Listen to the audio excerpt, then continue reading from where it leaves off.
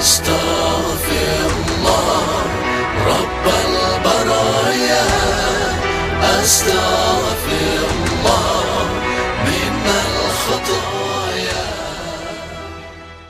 Assalamualaikum warahmatullahi wabarakatuh.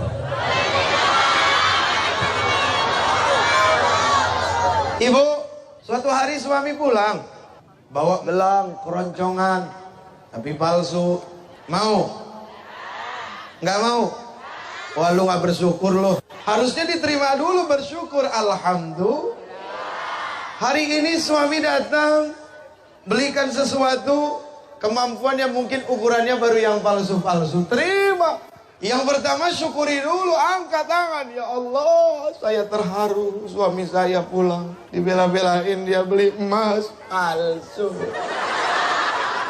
Kalau kita ngomong palsunya ke suami akan menyakiti perasaannya. Ngomong palsunya ke Allah. Bohong kalau Allah tidak mendengar. Ngeluh maka Allah, Bu. Allah itu nerima keluhan setiap detik 24 jam sampai bumi dikiamatkan. Allah itu nggak pernah kehabisan tempat buat nerima keluhan manusia. Siapapun manusia mengeluh kepada Allah Subhanahu wa taala, Allah bisa nampung. Siapa aja yang ngeluh diterima sama Allah. Mau ngeluh apa Allah terima. Perkara dunia Allah terima, perkara akhirat lebih diterima, perkara lahir Allah terima, perkara batin lebih Allah terima. Pokoknya hal-hal yang dalam nggak kelihatan Allah lebih terima ketimbang yang kelihatan. Astaghfirullah Rabbal baraya, Astaghfirullah minal khataya. Becek. Oh, gue mau. Oh, seorang ustadz tidak boleh pakaiannya kotor. Kalau lo mau omelin jalannya, Din, lo omelin kenapa becek. Sebagai seorang asisten harusnya lu duluan kemari, jalannya becek gitu kan. Tadi sudah lu taruh karpet merah. Nah kalau begini kan meragukan. Tampilan ngeraguin.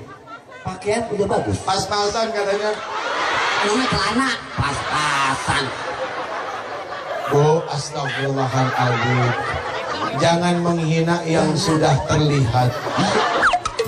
Sama aja itu, Bukan. Astaghfirullah Rabbal baraya, Astaghfirullah minal khataya. Makan setelah lapar, berhenti sebelum kenyang.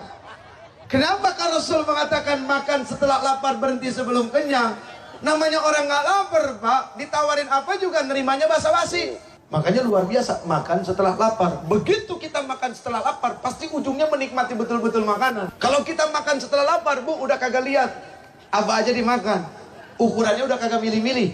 Biasanya kan kita kalau makan nggak lapar, pasti milih-milih. Sekarang saya kepengennya apa? Pilih. Tapi begitu udah lapar, udah kagak milih. Udah bismillah, apa yang ada kita makan. Alhamdulillah. Tuh.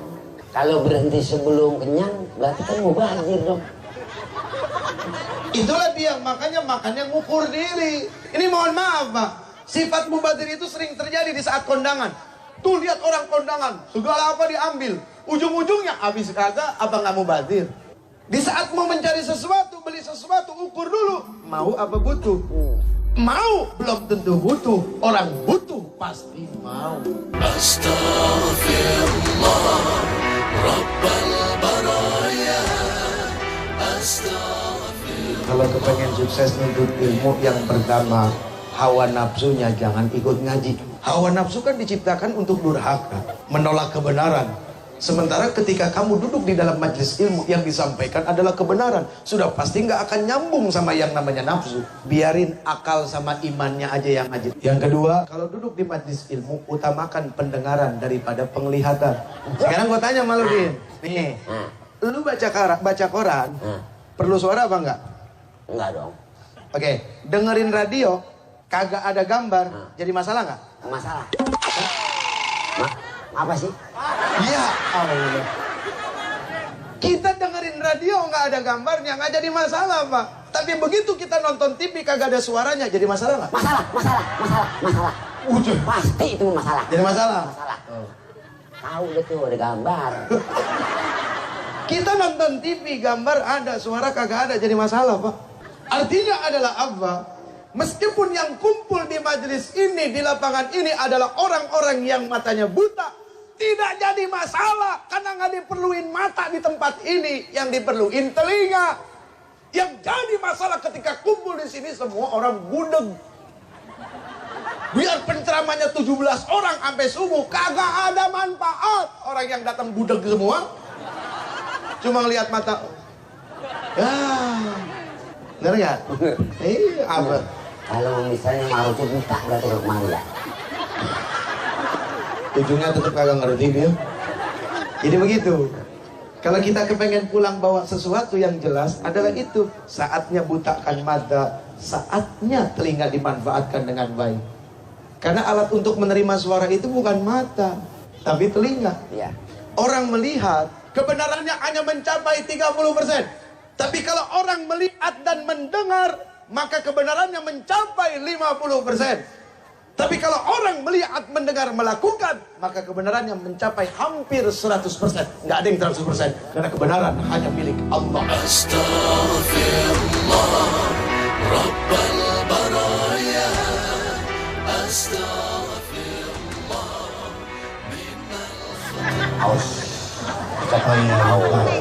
Ibarat motor udah jalan, bensin kurang ya. Iya emang.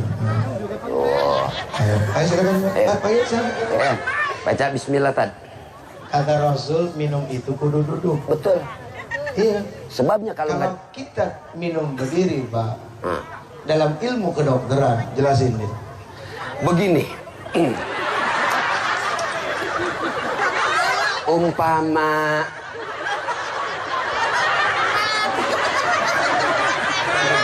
jadi Bu, yang namanya minum kita harus duduk. Ya, terus? Baca bismillah, tapi baca bismillah enggak? Baca, itu masuk pengumuman bagi Bagus, berarti Ustadz ingat. Karena air putih itu, kalau misalnya gelasnya doang, nggak apa-apa, dengan tinggalin pisang.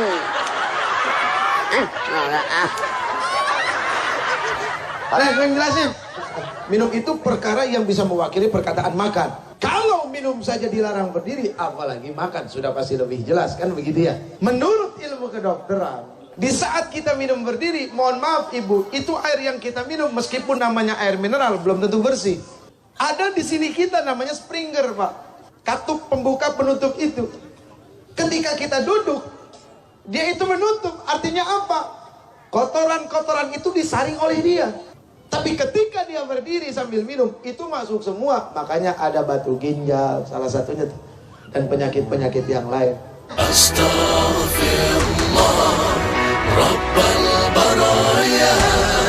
Astaghfirullah minal khata.